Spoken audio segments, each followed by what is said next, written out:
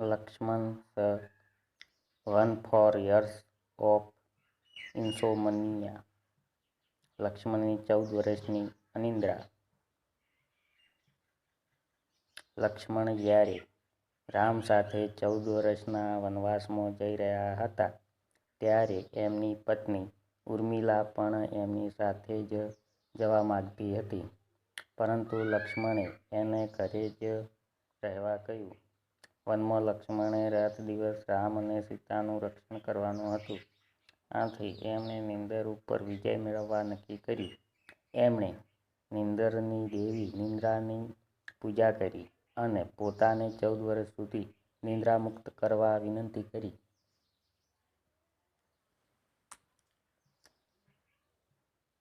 નિદ્રા દેવીએ લક્ષ્મણને જણાવ્યું કે નીંદરનું સંતુલન જાળવવા માટે એના બદલે બીજા કોઈએ નીંદર લેવી પડશે.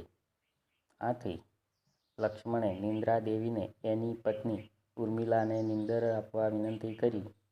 નિદ્રા દેવીએ અયોધ્યાના રાજમહેલમાં જઈને ઉર્મિલાને પૂછ્યું કે તે લક્ષ્મણને બદલે નીંદર લેવા તૈયાર છે.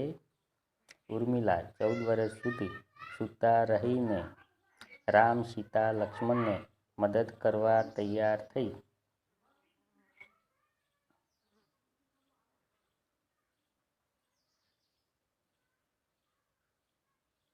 વનવાસના 14 વર્ષ પૂરા થયા અને રામનો રાજ્યાભિષેક થયો.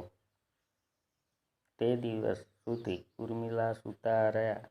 જો ઉર્મિલાએ આવું ન કર્યું હોત તો લક્ષ્મણ રાવણના પુત્ર મેઘનાદનો વધ ન કરી શક્યો હોત, કારણ કે મેઘનાદને એવું વરદાન હતું કે માત્ર ગુડાકેશ જ એનો વધ કરી શકે. ગુડાકેશ એટલે કે જેણે નીંદરને પરાસ્ત કરી હોય એવી વ્યક્તિ.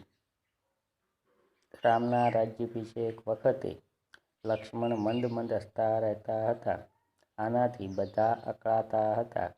રામે આવું કરવાનું કારણ પૂછ્યું ત્યારે લક્ષ્મણે જણાવ્યું કે 14 વર્ષ સુધી એણે નીંદરને પરાસ્ત કરી છે, પણ હવે નિદ્રાદેવી એના ઉપર કાબૂ લઈ રહ્યા છે. આથી તે નિદ્રાદેવીને વિનંતી કરી રહ્યો છે કે એને થોડીક વધારે ક્ષણો આપે, જેથી તે રામનો રાજ્યાભિષેક જોઈ શકે. જય શ્રી રામ. જય શ્રી રામ.